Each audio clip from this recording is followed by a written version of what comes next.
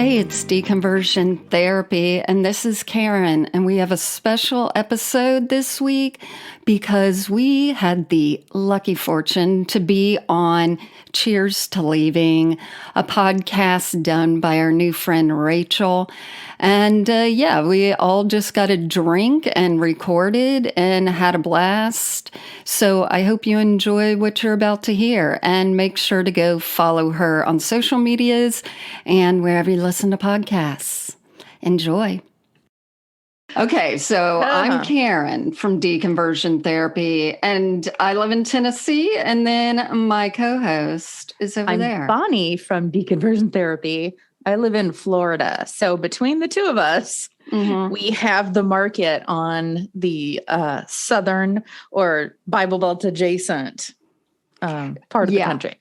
Shithole pastors. They usually are born here and then they go there, or vice versa. So we any pastor who's now in jail, you can just see the line between her house and my house. There's a pneumatic tube. Right. Right. But we do a comedy podcast for 3 years. We've known each other since we were 1 year old. And Bonnie was on the street and my family picked her up and then took her to church with us. We went to a Southern Baptist church, but we did like carpool. That's because she grew up on my street. My street. I did not grow up on her street. Then we started in day school together, and it was part of the church. So it was like a dovetailing kind of thing because we got started early because our birthdays were before the cutoff or something. So we ended up starting school at 3 years old or something ridiculous. In eighth grade, Rachael. They put us right into eighth grade. Right into eighth grade. Wow. Yeah. That's intense. So we were at church all the time because we either were at the day school that was connected to the church, and then we would walk over. Those were the days that you don't know about where you could run willy-nilly around everywhere. You could go into like old men's houses. Nobody cared. Nobody knew. No one gave a crap, but we could go all through the church. Everything would be unlocked, so we'd play there, or we'd go to choir on Wednesdays, and then as we got older, youth group and all that. Yeah. Perfect.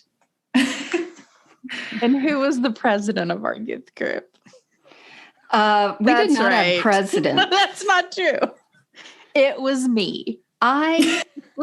And she claims she never remembers that we had an organizational council. And like two people made this up, and I did not know. No, I believe it. So it's like student council, but for youth group. Yeah, we get to choose which awesome parties we host. Do we want a pepperoni pizza or a plain cheese pizza? It was crazy, right?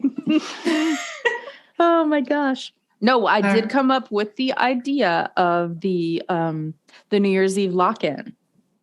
Oh, I was that's unfortunate. It is unfortunate. I think that's when my osteoporosis kicked in. Those floors, and then that's right. Just all sitting around there. Yeah. Yeah. All we had were metal folding chairs and it was maybe an old sofa that somebody's family had donated to this big building. My parents never let me do lock-ins. Oh. Yeah. What did you hear about them? I don't know. My parents were like, boys and girls should not be locked in together in the same place. Like the youth group would also have like LAN parties where like they would just stay up and play video games all night. And like my dad legit showed up halfway through the night because he was like concerned. And then he just hung out for the rest of the night. And I was like, wow, Dad, thanks. He was probably right, though.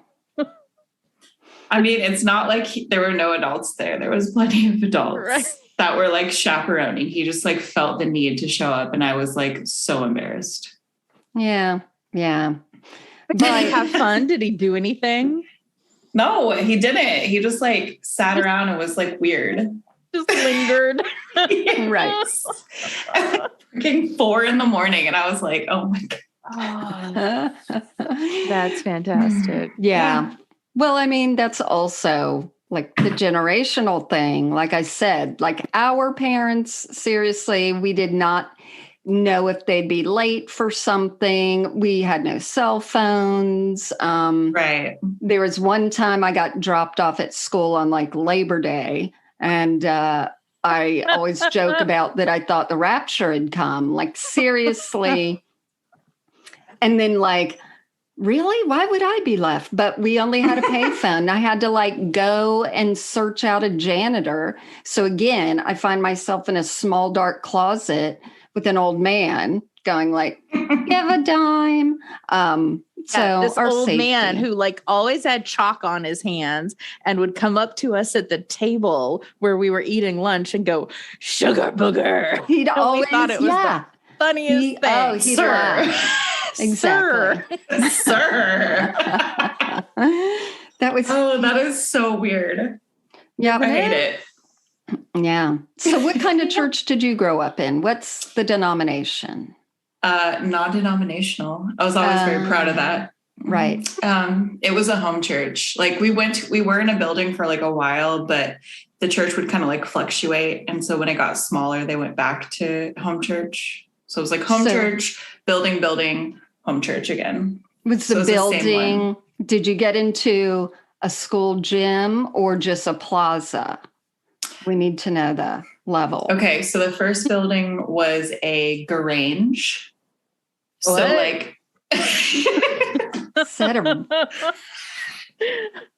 like a grange I'm okay building. asking questions.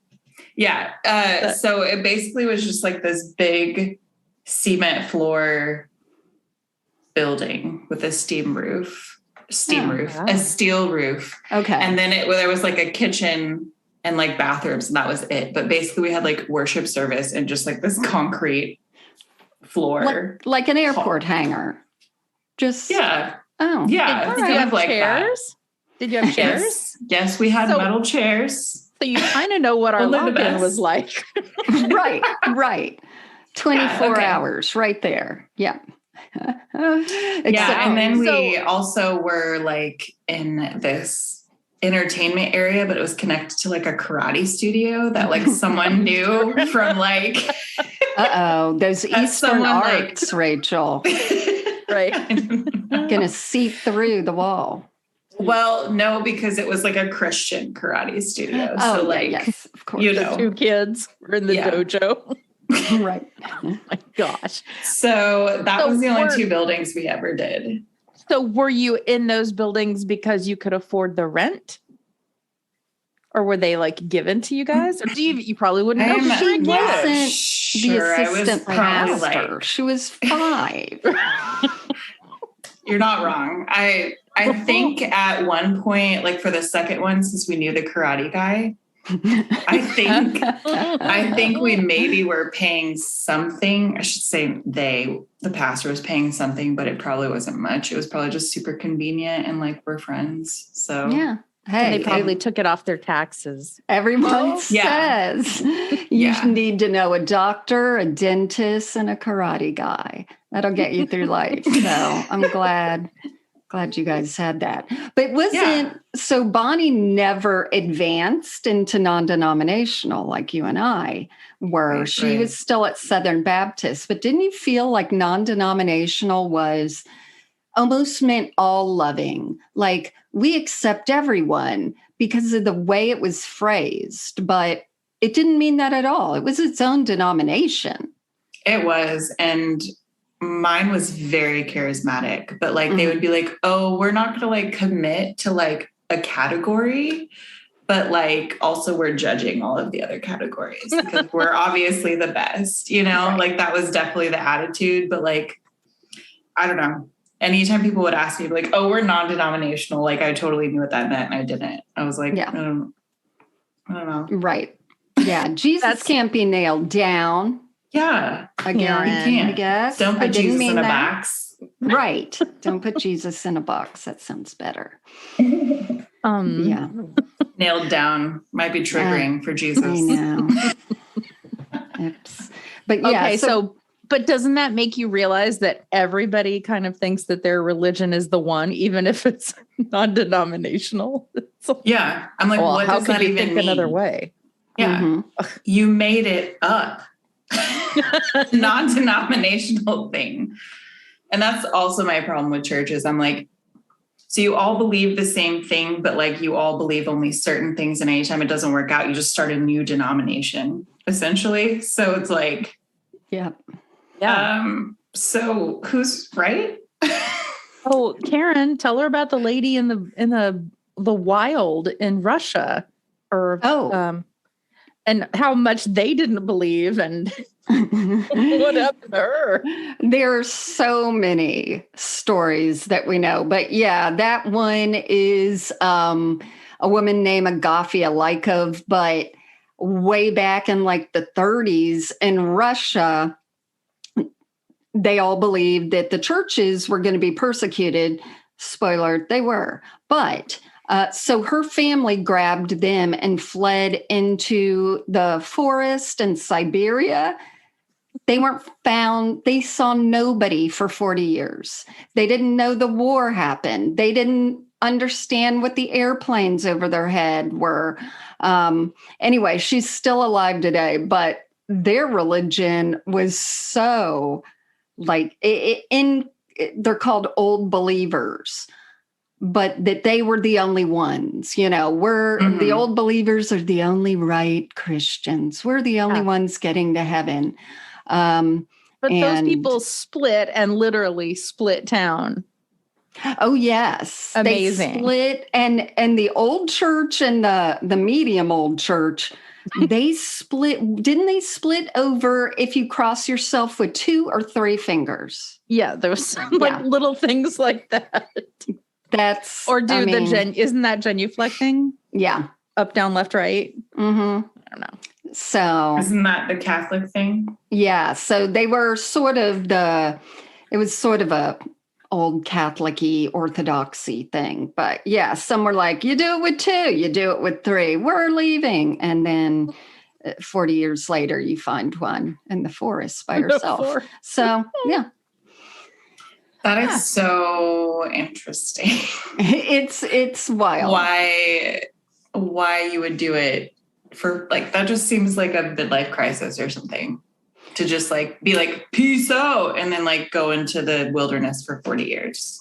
But it's interesting because we've all got like the smaller versions of it. So your family didn't feel that they could join an already existing church. Is that right?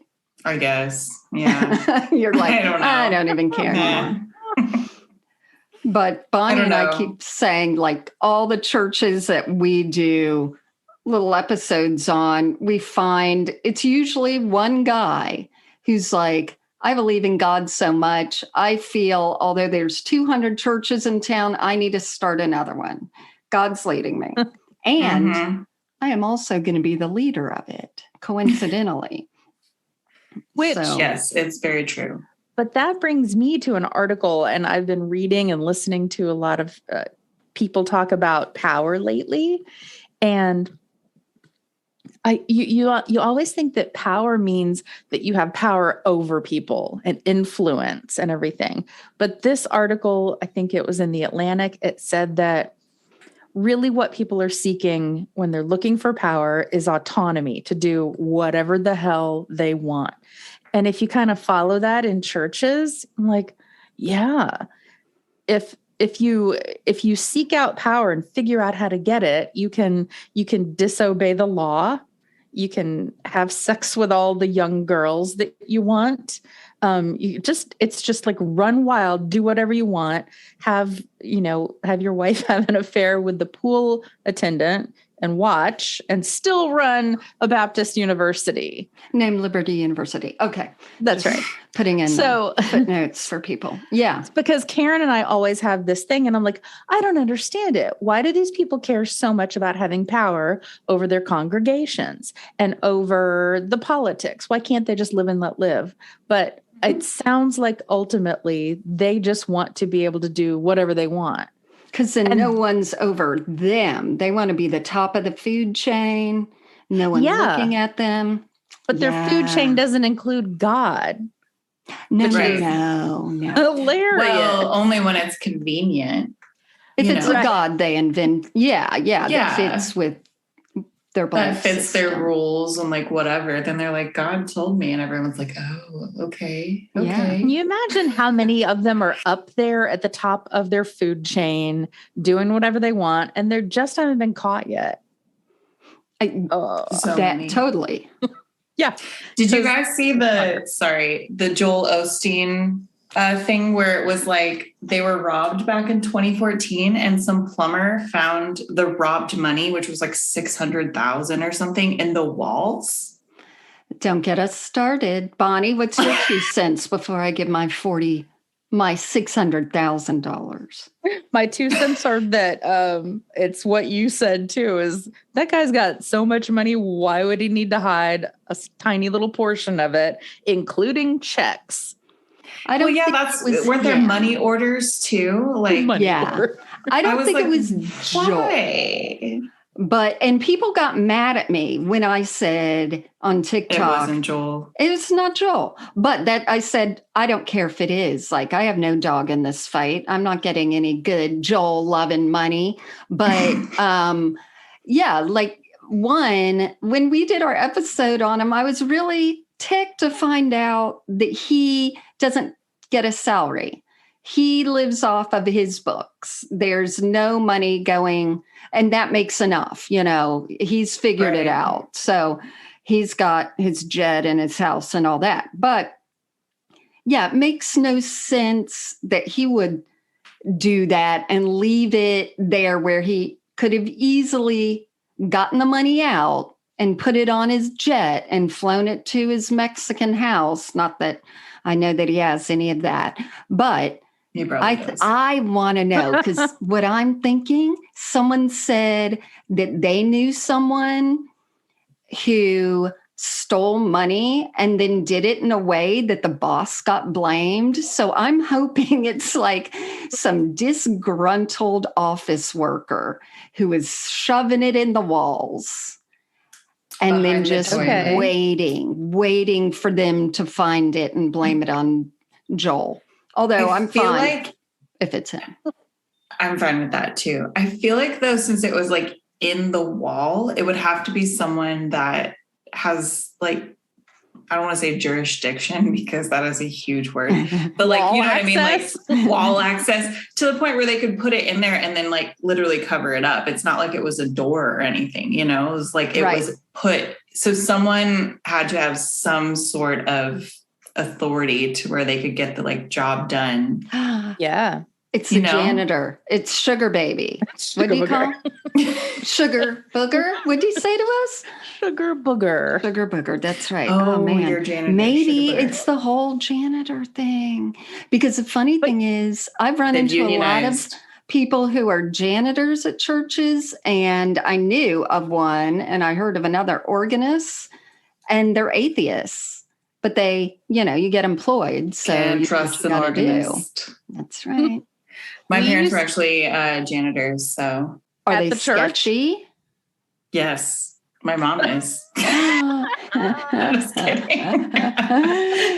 Did they come into any cash lately? Because no. Oh man, they didn't. They wrapped in tithing envelopes. Right. Also, where's Joel even located? It's not here. It's Houston. Is that what you meant? Yeah. Where's churches? Yeah, it's in Houston. And I mean, the thing is, the church is huge, and he just shows up to do his dang-a-dang, everyone's great. And that's it. So I have a feeling like he doesn't even spend that much time on the actual grounds. Like our pastor, you had to make an appointment. It would be like, he's there on Thursdays. And that was it, because our church was so big. Like other churches, the pastors keep office hours and stuff, or they're too small and they're at home. But ours was always out golfing, asking people for money, all that. Wow. That doesn't sound like a pastor. That sounds like a businessman, CEO of a company. That is exactly. You're right. And he's currently, he was one of Trump's right-hand guys, and he owns or runs in one of the biggest churches in Texas now. Exactly. He owns. Well, can we find out a little bit about your process for deconverting? Sure. Mine, I feel like I never, up until like maybe the past like 2 years, was like officially like, okay, this is happening. Before that, I feel like I went through like a weird dormant stage to where like, I'm sorry, my cheeks are so flushed and I don't know why. Y'all are making me nervous. Red wine. Red wine. That does. I also have rosacea. So like, and I'm not wearing makeup anyway. I'm just making excuses as to why I look horrible on this Zoom camera. So basically I got out of like a 5-year relationship with also a Christian man, but we met at like 15. So like, you know how those relationships go, nowhere.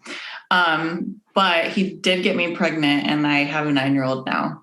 But after that relationship, I went through like a hoe stage to where I was like, oh, like I'm going to do whatever I want. And like, but I went about it wrong, if that makes sense. Like I was like flipping off purity culture, but I also was like not doing it in a healthy way that was like good for me. Yeah. But you know, it's how it goes. So I did that for a while, and I kind of like wouldn't admit to not believing in God, but also like I also wasn't going to church, and I also was like, but then I would make excuses like it's a relationship, not a religion. Mm-hmm. I can have a relationship with God and not go to church. And so, but I didn't, like, I didn't read my Bible. I was not practicing at all. And so, I mean, I feel like that went on for a few years. And then I started doing like some soul searching at like, I feel like I was 26 or 27 when I started doing this. I'm 29 now, but I started like actually consciously doing it to like I started listening to podcasts. I did start listening to your guys's a while ago. We offer no help, but there's some good ones. Yeah. No, I mean, not as far as like, but it's just fun to like hear people laugh about shit and like realize that you all went through the same stuff and things like that and other listener stories. But so I started listening to podcasts about that. But before that, I started listening to like science podcasts and just getting really deep into like the science part, because I wasn't taught evolution. I didn't know shit about evolution. Mm-hmm. So started really getting into that. And then just like, I got really into like other versions of like, are we living in a simulation, or just like other weird shit like that. And like realized that the data out there and like all kinds of information makes it kind of seem impossible that this religion that I was brought up in was actually in any way real. And so after I started digging into that, I feel like it started, my faith or whatever started really unraveling, because I was like educating myself, you know, and yeah. If I talk to my mom about it, she's like, don't intellectualize it, Rachel. And I'm like, no, that's what we should be doing. We should think about it a little bit more. Like, we believe in mythology basically at this point. And so I don't talk to her about it because she just throws Bible verses at me. But I started like having honest questions, and I was living with my partner, who's now my husband now. And I was like, I'm really digging deep into this, because we both come from very conservative Christian backgrounds. Both of our parents are still very much Christians. And I mean, he was like, yeah, I'm like on board with it. He's like, I kind of went through this a couple of years ago. And he was like, but he's not open about it because he's why be persecuted? Huh? Because why be persecuted unnecessarily? Yeah, no, exactly. He's like, I just don't talk to people. Right. And me, I'm like out here like, I'm going to start a podcast and I'm going to tell people off. And he's like, let's just not talk about it. Anyway. So I started doing that, and he basically, it was just weird to go through like the different stages. Cause like, I didn't realize I was like grieving to an extent, and I didn't realize like what was happening to me. And then I like went through this weird, like 6 months of panic where I was like, I am not sure what's going to happen when I die. So that got like really heavy. And I do remember listening to Karen's like 20-minute hell episode of like what to do when you start like panicking about that. And that was cool to hear, because I feel like that's something that's not talked about when deconstructing. Like, oh my God, we're panicking. We don't actually know what's going to happen when we die. And then I got fixated on that for a little bit, and then I got over it.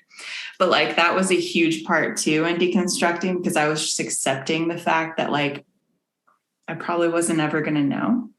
And like, it definitely probably wasn't heaven and like all this other stuff. And so I started going down that route. And then I was taking college classes too. And college can be very liberating in that area too, because it's like, I don't know. I was taking like an art history class, and like, they were like, this is like art from this era, which was like thousands and millions of years ago. And I was like, just never taught that, but I was learning about it in my 20s. And then it started bringing up lots of anger for me, because I was like, how could my parents cripple me like this? You know, like, why would they? And so those are just kind of like highlights as far as deconstructing, but I never was like, I'm deconverting, I'm deconstructing. You know, it was just sort of like this gradual thing of me finding out information and wanting to know and wanting to have an open mind too. Like, I never learned about other religions really, except that they were all bad, especially like Allah and all of that, you know, and Muslims, that was like all bad and they just want to kill you. And then anything else as far as like new agey stuff I was taught was bad. And then I just started looking at things really like critically and open-minded. And I was like, none of what these people say makes sense. Like, as far as like people I was friends with on Facebook and just different things like that. And I was like, I don't think I believe anymore. And like, I'm panicking a little bit, because this is my entire identity, because like my mom met the man who ran the house church when I was 1. And so from then on, I was just like injected into that. And it's so weird to be on the other side of that and like having no idea who you are. Yeah. Like, so that in a nutshell, I feel like it spanned over like 6 years or so of me, like not intentionally doing it. Like I said, 27, I feel like I started intentionally doing it. But before that, I sort of was just like in denial, I guess, a little bit about it. So yeah, that's pretty much my story. I think that like, they would call it backsliding, but sort of like that nothing phase that, you know, I'm not making an effort either way phase is, I know I went through that. I think Bonnie did a little bit. And now I feel like people don't talk about that as much. Yeah, I think that's like they talk about when they buffer. Consciously did it, but like I feel like there's got to be a time where we just sort of went into like autopilot and we're like, I'm not going to do either thing, but I'm going to do, I don't know, what feels right or whatever. And in Christianity, if you're doing nothing, that means you're sinning. Right. It equals bad. And it's true, because usually if you're doing nothing, you are slipping away. You know, you're creating distance. Well, and the church is like, you should go to church because, you know, you need to be surrounded by a community. I'm like, oh, so I can be brainwashed, indoctrinated, and you know what I mean? But it's like, and that's weird too, to think about it. Cause like when you're taught like, oh, don't leave the flock and like all this shit. And you're like, oh, that's why you don't want me to leave the flock. Cause you don't want me to fucking like actually get information that makes me think for myself. Interesting.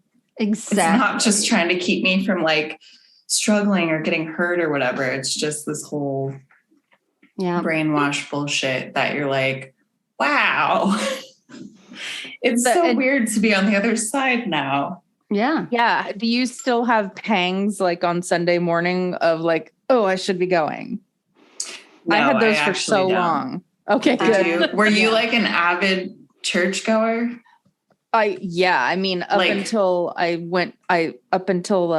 let's see, my years in my junior and senior year of college, no, because I went to a secular university. But then when I moved back home, I was like, boop, right back into the fold of the singles group in church. Then I moved to Los Angeles and it was all shot to hell. But bye. But I would, even in Los Angeles, where I developed a very strong affinity for the word fuck. I'm like, I should really find a church. I should really work on that. I should really, stop being a sailor. Yeah, right.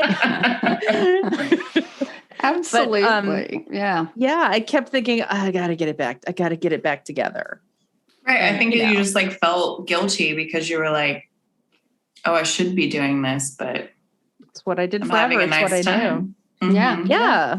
Sleeping is nice. Not having, or having 2 days to do what you'd like to do on the weekend. And you get to discover who you are, because you do your fun stuff the Saturday and then Sunday you're like, because you're so used to that being it. So you sort of get to see, what would I enjoy? What would I? Yeah. I love my Sundays and Saturdays and all the days. I love brunch. So brunch is good. That's my new religion. Yeah. Nice. Bottomless Sleep mimosas. Don't put pants on until noon. Mimosas. It's great. Yep. I mean, anytime someone asks me to go to church, I started joking about this with my husband, but I was like, just tell him I don't wear pants before noon. So I can't. I'm sorry. Right. Up to you. Sorry. I won't be wearing pants. Balls in your court.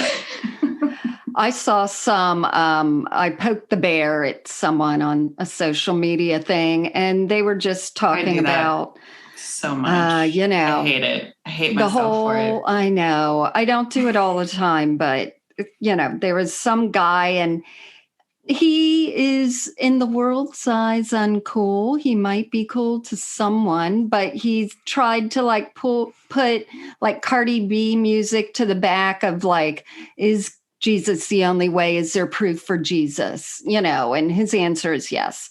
He's like a 40-year-old man. And oh my God. In blue shirt and blue top that don't match. Okay, I'm going to keep going. But then in the comments, I'm like, no, there was never proof that Jesus existed. And if he did, there's no proof he was the Messiah. And then I got the little minions coming in, as they should. And they were just saying, yes, Jesus is the one true God. Why do you think millions and billions of people worship him? I'm like, millions and billions worship Allah. How do you know he's not right? And they said, because that's what they teach them. And I'm like, aha. You want to think about what you just said? That's right. And then he came back and he's like, but ours is right. And yeah, the indoctrination, I remember the whole, Karen, there's 12 inches between your head and your heart. That is where the unbelief can happen, as in, stop intellectualizing, Rachel. Just think with the mushy red thing. Don't think with the gray cortex up there. Just believe I never heard that. in God. Oh, yeah, that was preached all the time to us. But we were Southern Baptists, so they had 8 lines that they would repeat. They would really drill certain things into you. And that would be it. The whole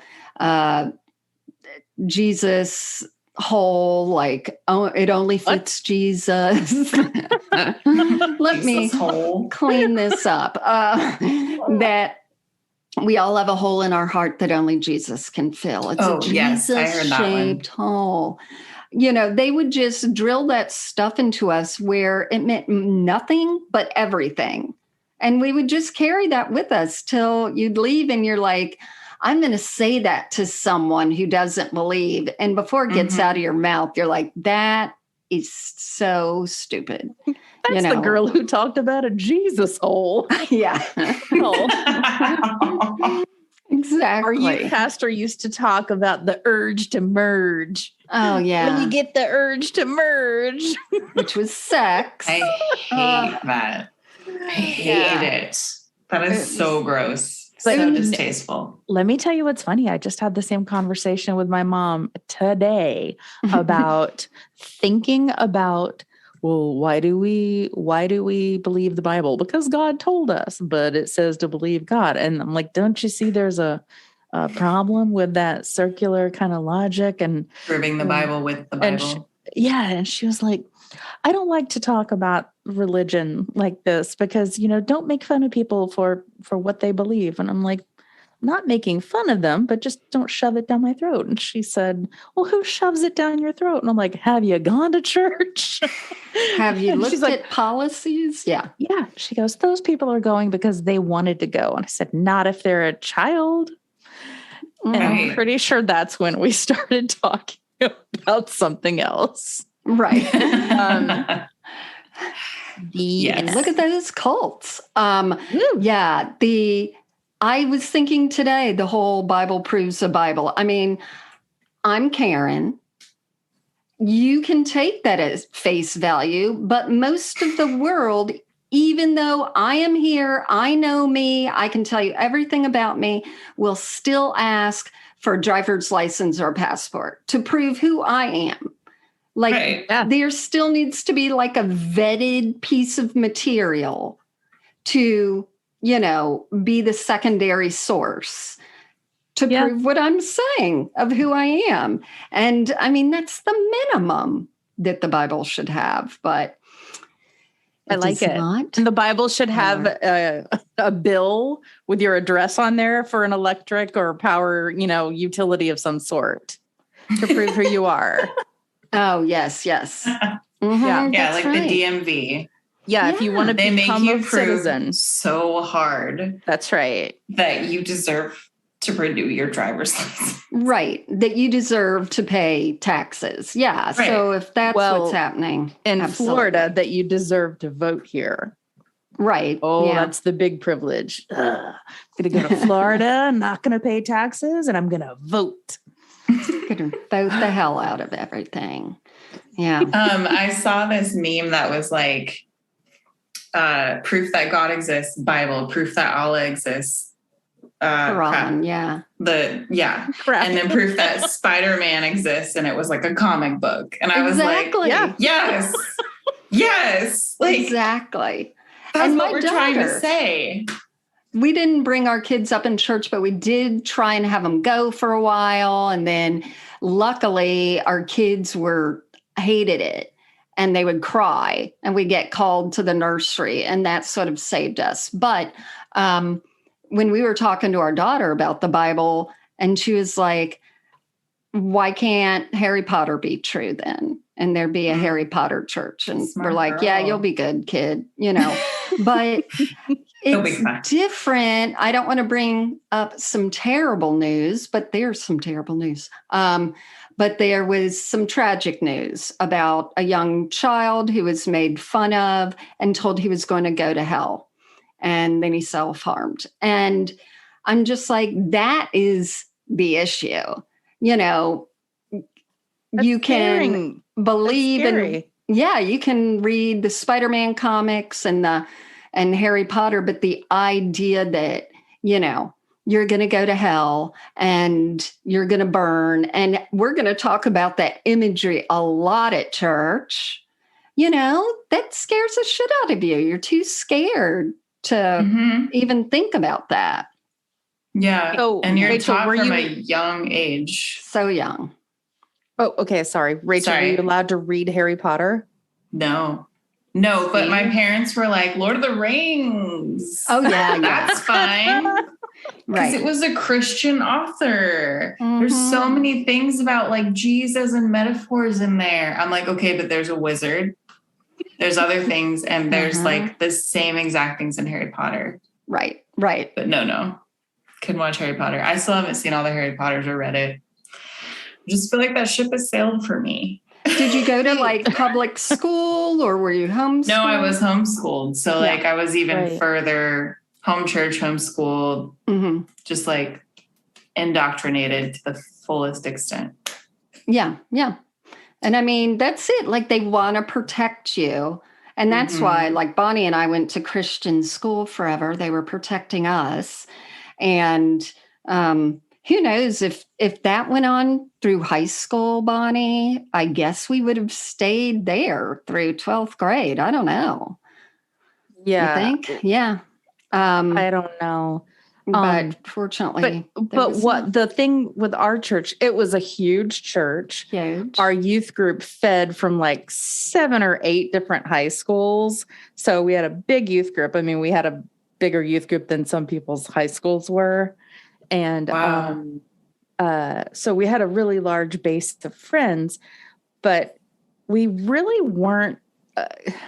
If you said, I'm going to go over to Sharon's house tonight, after church, they'd be like, okay. And you just assume that meant her parents were there. And maybe they didn't, but they were probably in the other room. And we were all just somewhere watching a movie. As in, we all believe sort of that everyone was on the straight and narrow. Is that what you mean? Yeah. And that like it takes a village. So anybody's parents were fine people to watch your kids. Oh, I see. Fine people. Right. They are very fine. Yeah. Yeah. And some of us had curfews, some of us didn't, but we weren't really out doing anything interesting like sneaking beer into, well, I'm after sure church none of parties. those parents drank, or if they did, they were in denial about it. Yeah, that's right. My parents were. They would be like, "Oh, we don't drink," and then I definitely found a beer bottle in their room one time. But like, they refused to teach me about it. Their anniversary, Rachel. Sure. Yeah. So you didn't get the knowledge of of moderation either, which would be my parents started doing that later. They so when I got married at my church, I didn't want the pastor that has been spoken about here to do it. I wanted what was he? Music. Yep, music minister. He was cool. And we had drinking at the reception. Shut up. But my mom had them pull back the drinks for like an hour, put out the drinks for an hour because she didn't want anyone to, as she said, booze it up.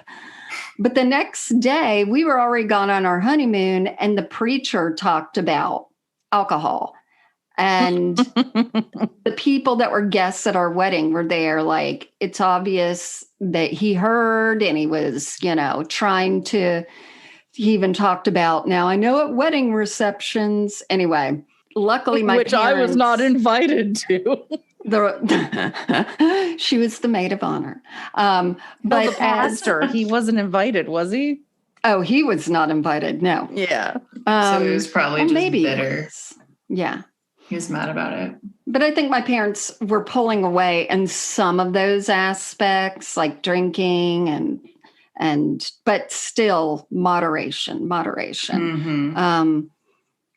But yeah, purity culture, I think, still screws with my head for sure. That's so annoying. Did you wait? It is annoying. Did you wait till your wedding?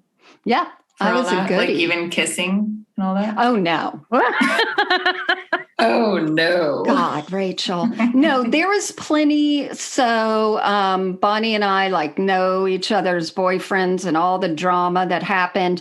But one of my first boyfriends who ever jumped and dry humped me, was pushing my boobs like elevator buttons. I'm like, is this it? Is this supposed to be how things go?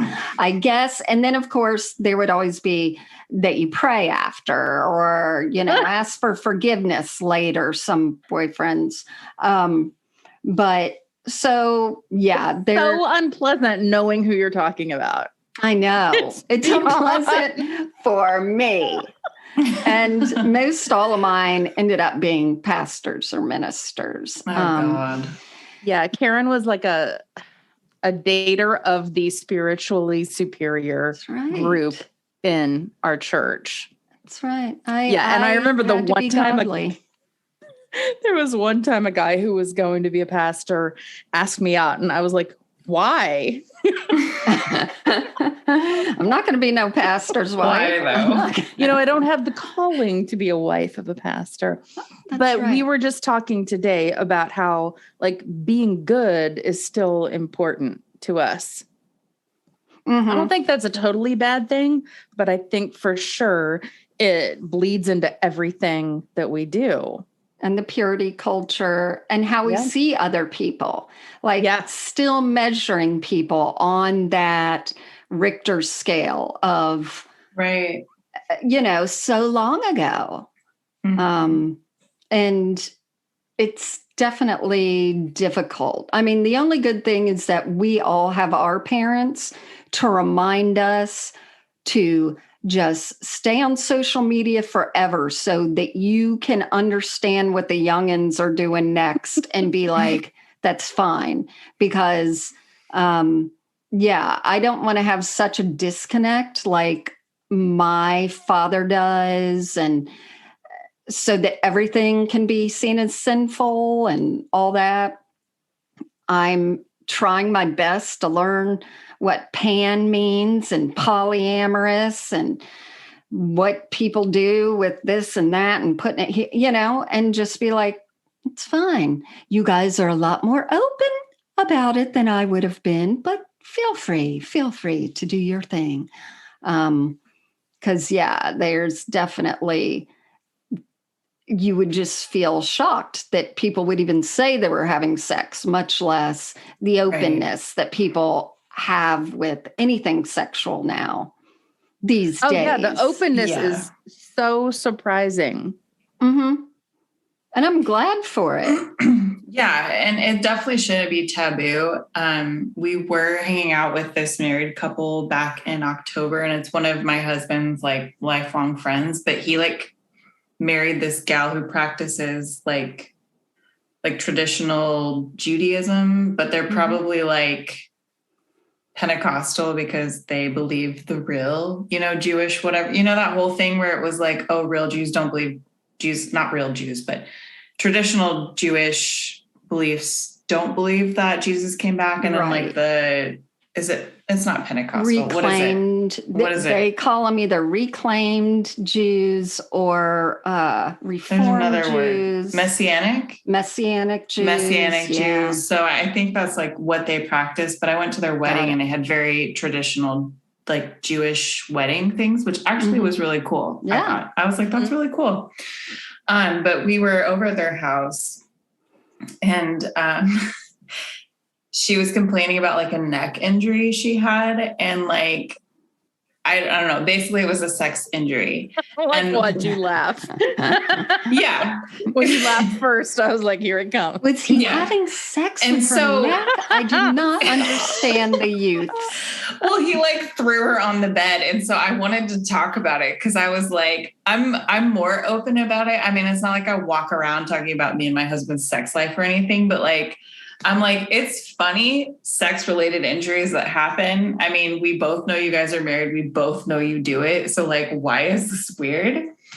And they cringed so hard when I was like, oh, what'd you do, Mark? Just like throw her into the headboard and then just like, and he was like, ah! Stuff like that. But it's funny because like they are still very much immersed in that culture because they waited. Mark didn't. I've known him for like ever, which is her husband. And I was just like, okay, well, I know your history. I don't know hers, but like for you to act like you are holier than thou now is just annoying.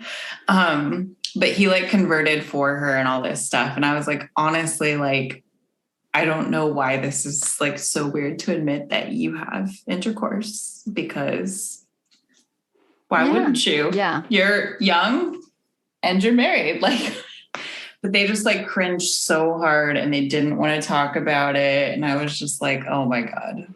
It's like something that's not just church related though. It's so that's shame. True. No. It could be. But also like, since they waited, I also feel like it's taboo for them because, just because like they didn't talk about it then, they were like saving themselves or whatever. And you know, I mean, That to not whole talk about purity. to not talk about it when like you're married is just, I don't know. I didn't feel like it was necessarily a private thing, although I respect that too. If you don't want to talk about it, that's fine. But it just felt like something more of like, we're not supposed to talk about this, you know? Yeah.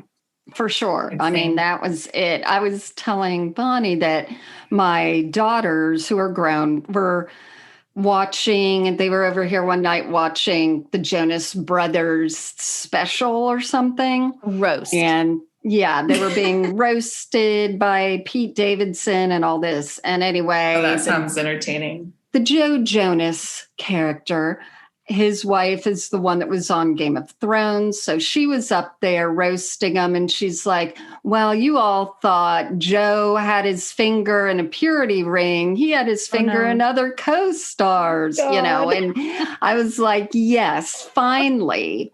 And then I've heard that the younger one say something about, you know, that their purity ring stuff was a big sham. But to other people, I don't think it was to Kevin, the oldest, but we didn't have, Bonnie and I didn't grow up with kiss dating goodbye and that whole like don't even kiss situation. But we did have, you know, masturbation is wrong. And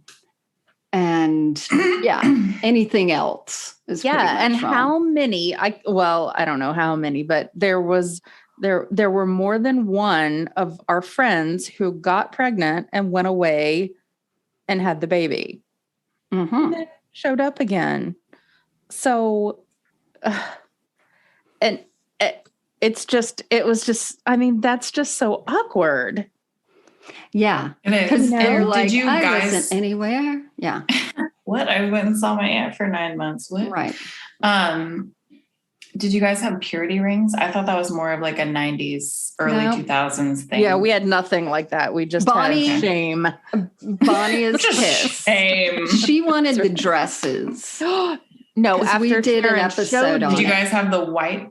No, we don't get okay. nothing. We just get preached at and shamed at. Gotcha. But we did an episode about it and we got to look up the purity balls and all that sick stuff. And Bonnie was like, I want the dresses. Oh my God, those pretty white dresses with the giant tulle white skirts. Some of them were so pretty. We never had anything pretty like that. As we your had father gazes down at your eyes. We had stupid matching choir dresses. Yeah. But we didn't have. Yeah. What did we had? We had shame. We had shame, but we didn't have any like ritual things like like I know pledges or anything like that, which my daughter had to do at a public school here. So we didn't have any of that kind of thing. We didn't even have anyone. Now, when I got into the charismatic non-denominational, people would talk about sex a lot more. And it was always like, who struggles with sex addiction? Sex addiction. My God. And has a dick right in nailed there. it. A dick. And then my roommate, who I didn't even know, she stands up. And then these other people stand up. And I'm like, yeah, but are they all just looking at each other to be like, who else here? Who else is standing up? And I'm going to meet them in the parking lot. So it was much more open then, but not in the Southern Baptist Church. There was none of that talk. Okay, and here's a shaming incident that I enjoy sharing. So I went to public high school. Karen went there too. You know, we auditioned for parts and I get cast in Grease, the play. Ooh.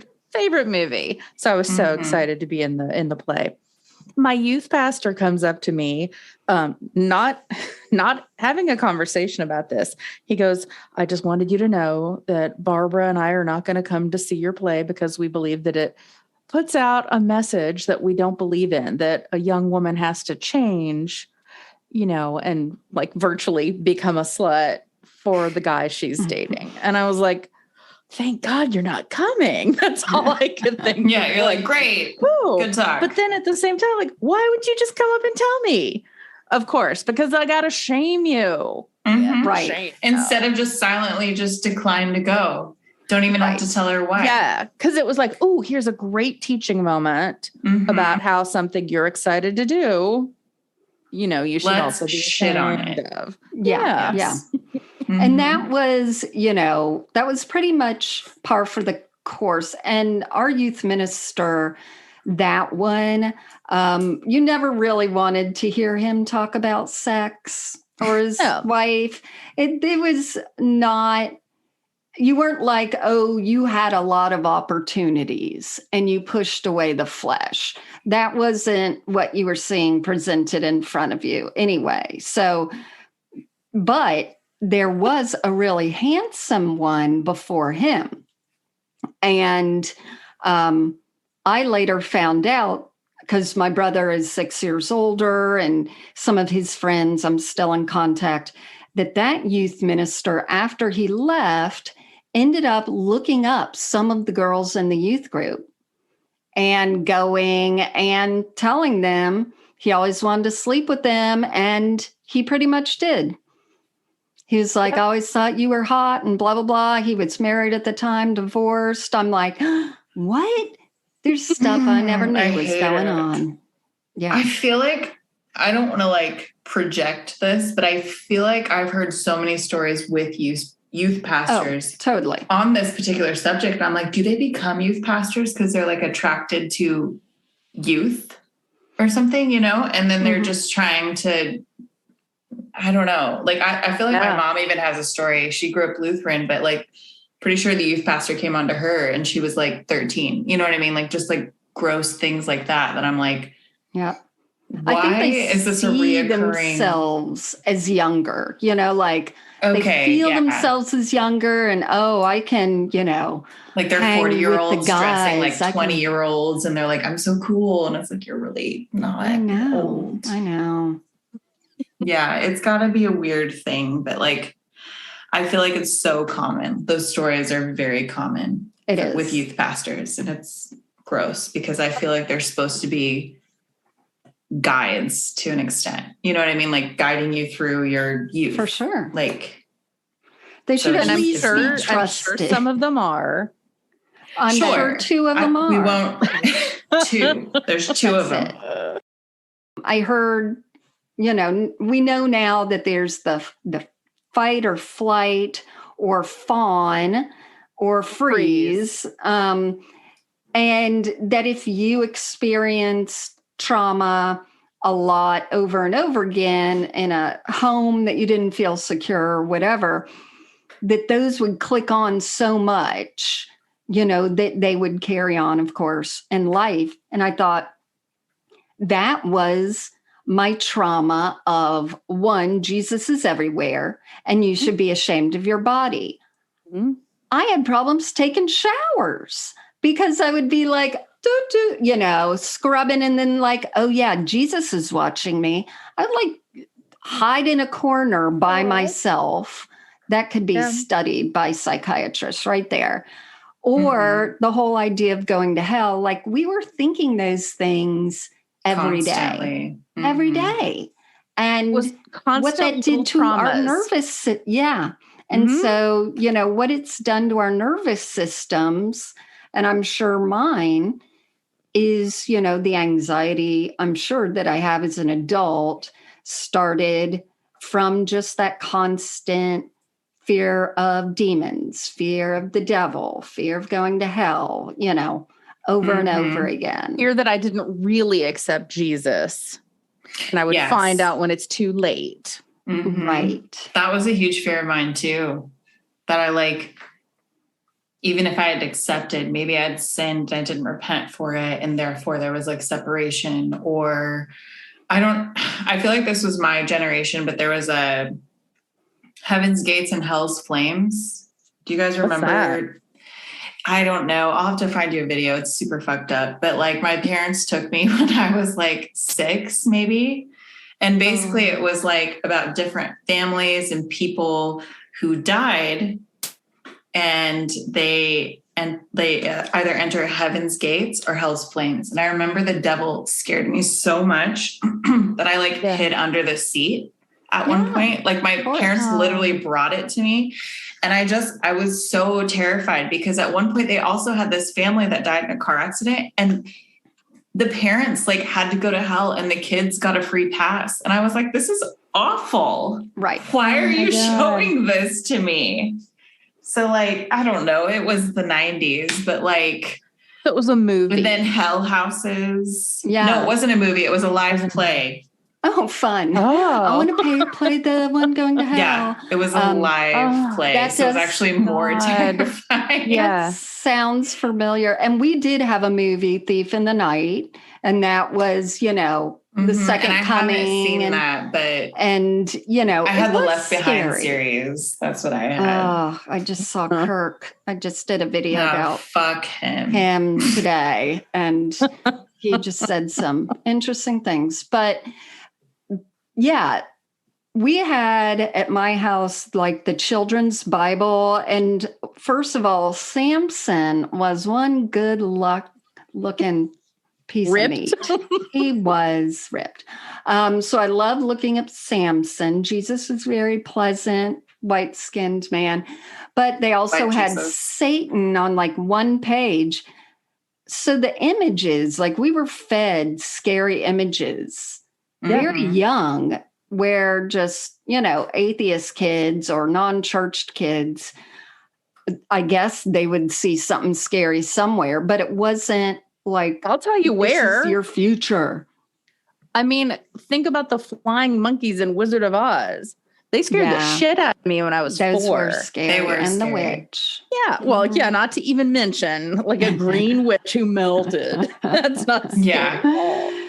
But you could also shut that off and just be like, oh, that was a terribly scary show, rather than that is what's waiting for me or my parents if we get in a car crash. Yeah. Yeah, it was awful. Somebody somewhere must have videotaped that play, though. I'm sure. I can. I haven't looked it up on YouTube, but if I do, I'll send it to you guys because it's awful. Wow. Oh my god! And I can't believe my parents were like, "This is good parenting." Right. I'll take him to a play and tell him it's real. That's it. Because that was the whole thing. You would see these scary things, versus now if my daughter wants to watch a scary movie, obviously I'll check in with her and I'll make sure it's nothing too scary, but I'll be like, this isn't real, right? This is just a story. And it's not it's not like I'm this might be real and it could happen to you. Yeah. How are you with God right now? Yeah. How are you with God? If you die tomorrow, where do you think you'll go? And it's that was the whole thing that haunted our brains too. And even bringing it back to purity culture, it was if you think about a boy this way, or if you let a boy hold your hand, or all these different things, you're God's watching. I'm going to go to hell if I die tonight, just different things like that. And one of my biggest struggle, and I don't know if you guys struggle with this or if it's if it's a product of purity culture, I think it is, but I have a hard time being friends with males at this point because I don't know how to be around them and in their company without thinking that it's either they want something from me, or if it'll turn into something else, or if I'm causing them to struggle, your brother in Christ and all that bullshit.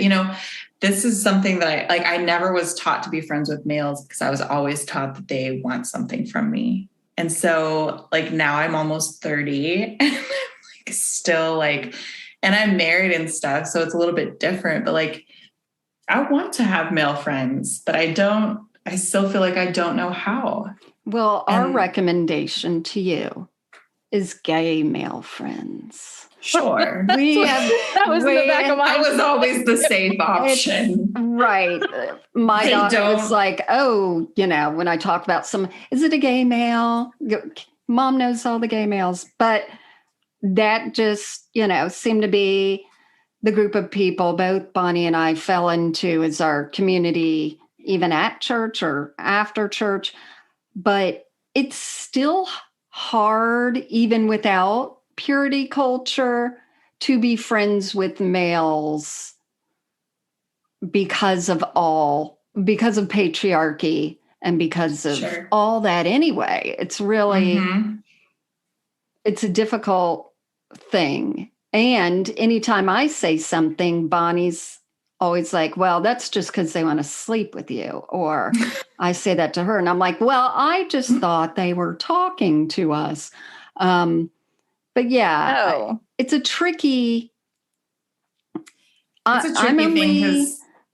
only friends with like my friends' husbands or gay men. And I would never like call my friend's husband and say, do you want to get a drink? So like, I don't know how it would work. I don't. Yeah, but just like in like, say you have a group of friends where you all do things together and there's like either single men there, single women there, like whatever. It's hard to like just have like a one-on-one conversation with someone and enjoy it, like within the group, whatever, and not be like, am I doing something wrong? You know, like you just have all these, at least for me, I still feel like those thoughts run through my head. And they have to stem from third purity culture because, like I said, it was like we weren't supposed to cause our brothers in Christ to struggle. That's right. Whether that's wearing pants or too low cut a shirt. I remember anytime I would like bend over, which like is pretty normal, like your shirt just sort of comes out. And my mom was like, oh no, Rachel. Oh no. No. Boys will see your breasts if you bend over. So I got my habit of touching my chest when I bent over. Right. So that, and it's just like ridiculous things like that I still think about. And I'm just like, I can't even believe this was a thing. And like the stress, just needing to bend over to get something and be like, someone's looking at my boobs because they want me. Because men cannot control themselves. Yeah, that's it. And we just, on part of our merch that I put up today, I haven't even showed you, Bonnie, is the verse, you know, if your eye causes you to sin, gouge it out and throw it in the trash. And it's on women's shirts at the breast area. So it's like a booby trap where men are already staring there anyway. Then they read the verse. If they mention the verse, you know, they've been staring at your breasts. But I love that. I think I still do that. And I remember I would like pull my shirt way down if I was going to bend over. So like you couldn't even see if I had a tramp stamp or not, which I do not, but wouldn't even get to that point. But then there's the exact opposite of it, where there was this guy in college who used to come up from behind and poke us. And it was like pretending to be tickling, but he would be getting side boob. Oh, yeah. And I'm like, how is this sanctioned? You always have one of those. That's right. And we'd be like, watch out for the boob poker. You know, certain guys with the hugs. The side hugs. Yeah, did not I want hate that. those. And that you had to hug people. We've talked about that plenty of times, even after, you know, some sermons about sex and thought life or whatever, you know, you had to hug people. And you would have to hug guys that you didn't want to hug because, you know, everyone's showing each other the love of Christ. So you had that. Or they'd be like, stand up and shake this person's hand or stand up and hug the person next to you. And you're just like, I don't want to. I don't want to. I don't want to. Yeah. I mean, it blows my mind that now, like, people take their kids to Santa and they're like, you don't have to sit on his lap. I'm like, my God, that's amazing. No, like, that's huge. That would have been great to be Santa grosses me out now. Like, especially when they have him pop up at adult bars and then there's just women sitting on this old man's lap and I'm like, it could stop. Yeah. And his beard has got to be disgusting and have chicken crumbs in it. Beer and it's just gross. It's a gross tradition. Okay. When did it even come out? Like 1930s or something, when like Coca-Cola did their thing? I don't know. I heard a podcast on it once. I just But don't okay, like it. so this leads into like just regular work life, and then where it goes the other way, and then it makes you think, oh, where's the line? Because I hugged my old boss in New York once, and I hugged him, and he goes, "Oh, who's got the boobies?" And I was like, I'm pretty sure that's wrong, right? Are we going that far against the grain of like being in church? And so I was just like, God. okay. You're like literally all women everywhere have boobies. And we don't what do you mention mean? them. We don't make them feel weird. Yeah. We all Who's got a penis? Like, come on. Oh man. Yes, you have kids. I know. We assume. We don't know. Yeah. It's the whole male female thing in general is fraught with just so much shit that goes with it. But I mean, I feel comfortable. So I guess you have to wait 30 years or whatever to finally be around men. 30. Okay, 10. Be around men who are married in a group and, just talk with them. But at the same time, I get annoyed when groups get together and instantly the women go in one direction and the men go in one direction. Yeah, I hate that. Sometimes I like the subject that the men are talking about, and I would rather be there. Because the women, there's someone giving a 10-minute long story I probably already heard, where I would like it fast and fun. The guys are just talking about TV shows. I'd rather, So I think that's society, unfortunately. Yeah, you're right. It's definitely hand in hand. It's pretty gross. So there's this one Christian couple that I went to their wedding, actually. I think I was like 16 or something. But I have worked with him professionally because I do modeling. I know it doesn't look like it because my face looks awful right now. Of course it does. Model, for sure. Don't say that. So I did this whole thing with him and it was paid and everything. But I hadn't really seen him since the wedding. And he's a cool person. But like he decided back in 2019, him and his wife were going to out his whole porn masturbation struggles. And it was like this long of a post on Facebook. And they both were like trying to offer help and like all this stuff. But after reading his story, I literally was like, sir, you are just a product of purity culture. And you were like suppressed. You know what I mean? Like just reading his story, I was like, this is actually so normal. And your wife just made it seem like the worst thing, but it's actually not. You just needed to get off because you were abstaining from having sex with this woman you were about to marry. And I was like, this is not a thing. And I did end up commenting that he was literally just a product of purity culture. I was like, masturbation is like very normal. Right. You were like abstaining from sex. So like, of course you're going to look at porn.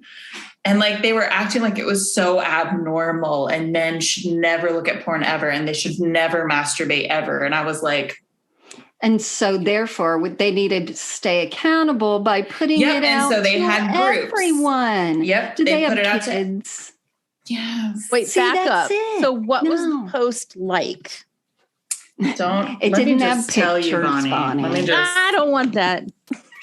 No, let me just tell you though. She's accessing the computer. No, I got it. I already had it set up in case you asked.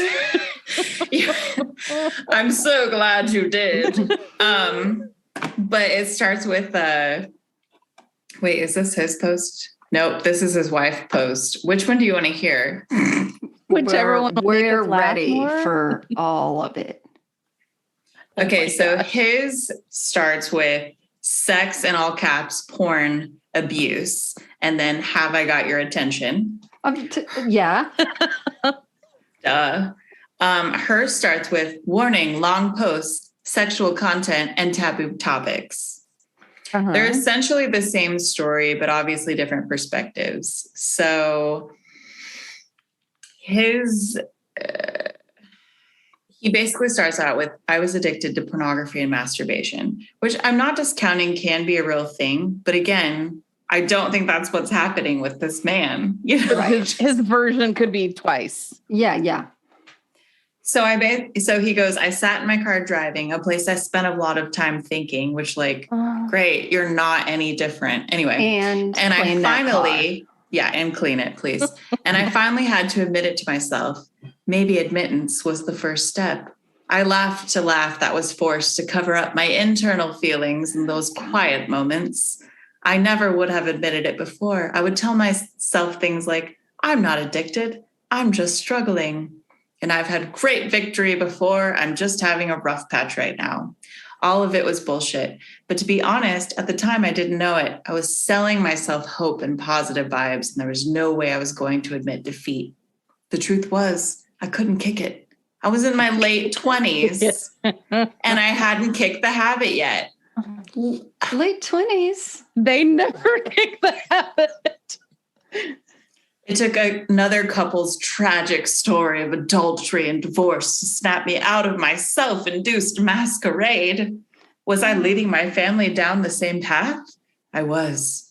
My wife wouldn't have admitted it at the time, but she was pulling away. And who could blame her? The drama, am I right? My continued apologies, my continued visual and physical cheating, and my continual stubborn will, not willing to let someone help me. No, I never actually cheated on my wife with other women, but I surely did in my mind. And that's honestly the same thing. My sins drove a large and invisible wedge between us.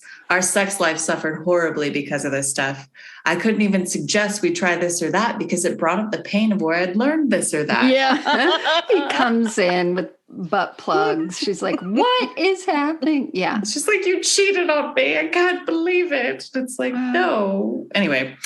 And then I would get mad at her because she wouldn't forgive me. Uh-oh.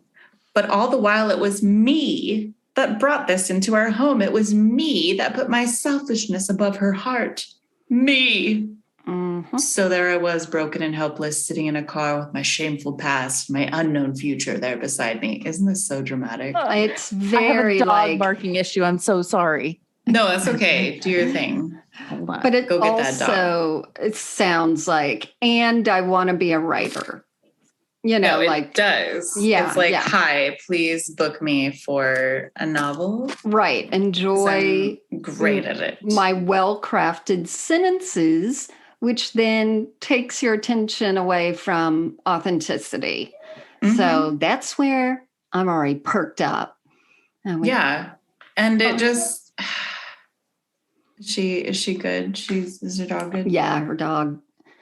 Mine And usually. he calls it a struggle, which is interesting, but like, I guess he can't go more than 3 days without it. But that just kind of tells me that he maybe has a higher sex drive than his wife. And that just seems. And that seems pretty normal. Normal. I'm curious because you know more if he is really confessing this. He's obviously told his wife. So I'm just wondering she if also his posted wife, the same story. If They both she was like, listen, you want to stay married? Here's the thing. You admit it, you get help. What should I do? Well, put it on Facebook. You know, I'm wondering how it much sounds of like that. Yeah, to He keep the posted marriage. his story? For him. So he posted his story and then she posted his story. Like she gave her side of the story and they did it simultaneously and then tagged each other in it.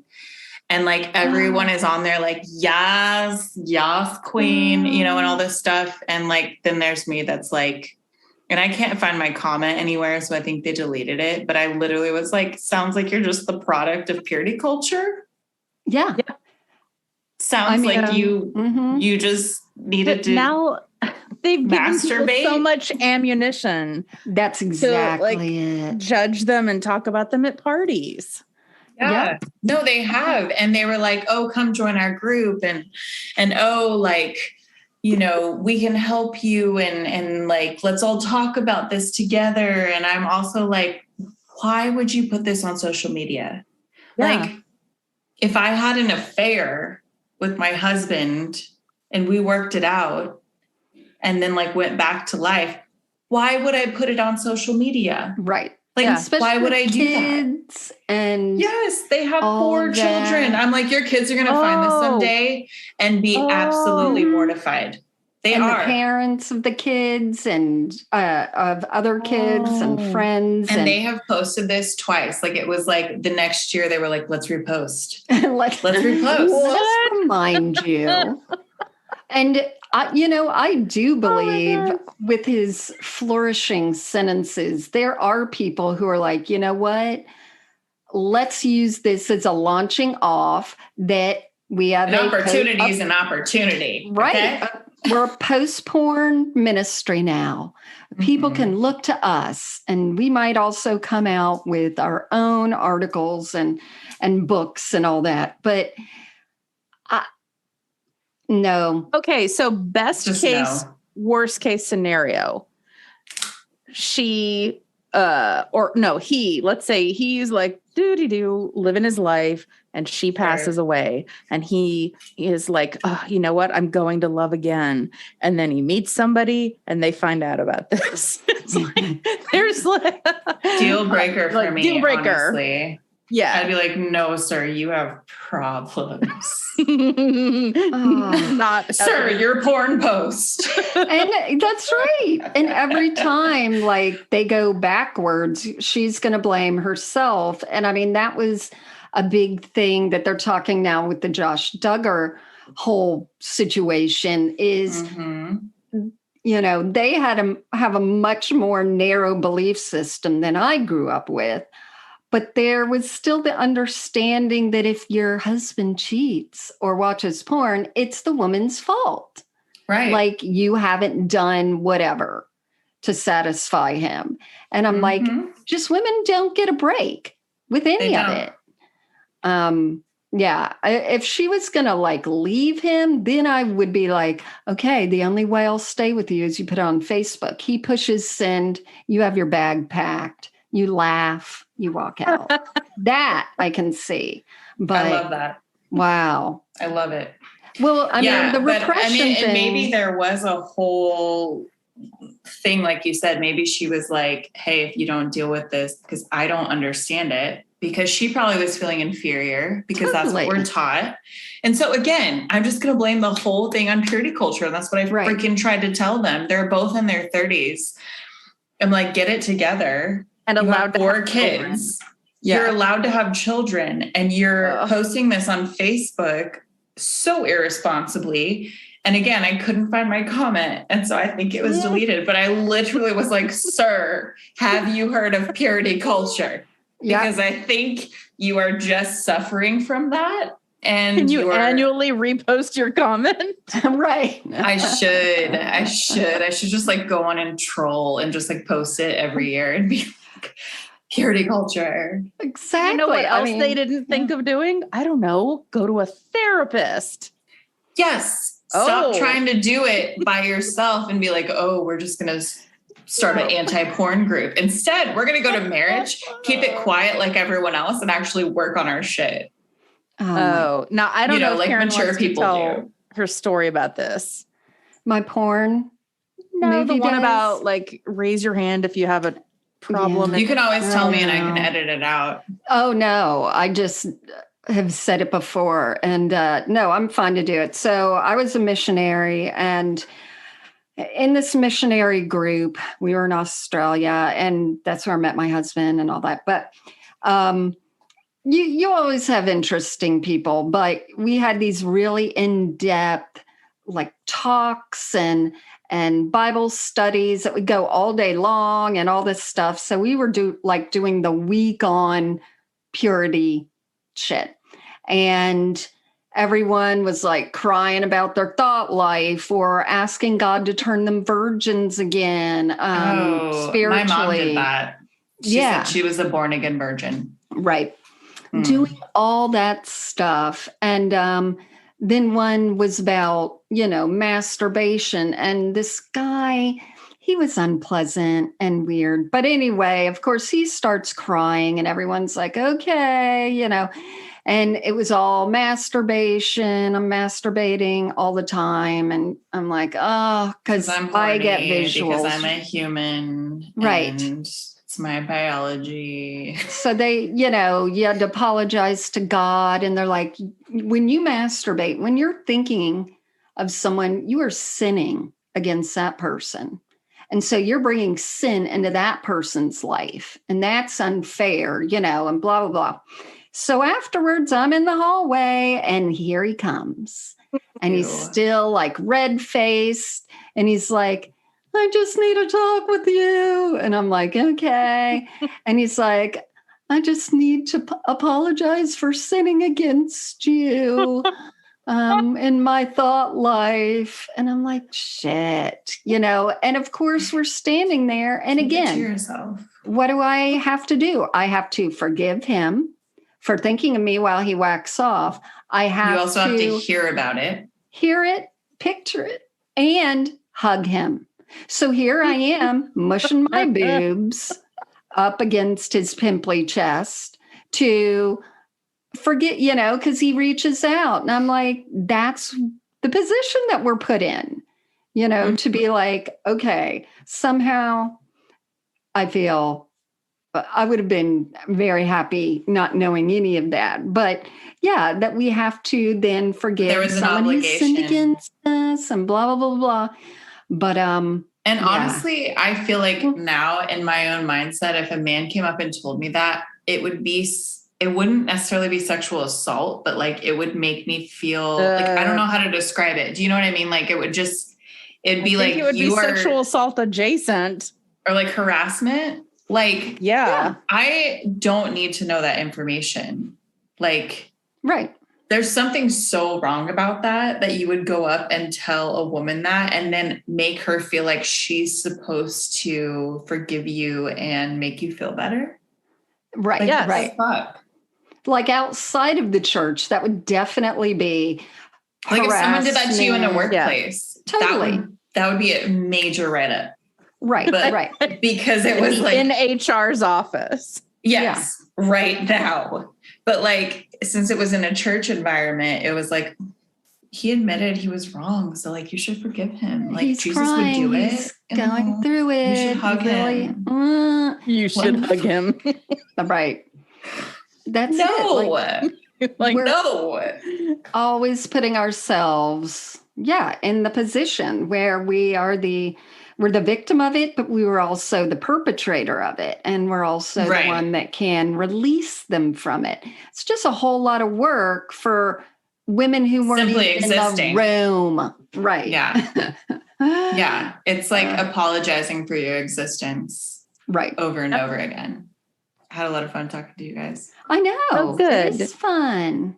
Yeah. I really, it's fun to shoot shit and talk about fucked up things that happen. Yeah. And I mean, hearing other people's experiences. Mm-hmm. Mm-hmm. And purity culture has always been around. It just wasn't what Bonnie, I think, said. It wasn't not only named, but it wasn't marketed until the 90s, where then you got your workbooks on it. You got your traveling talks on it. You got, the rings, the this conferences. And that. Yeah. Yeah. I refused at all costs to get a ring.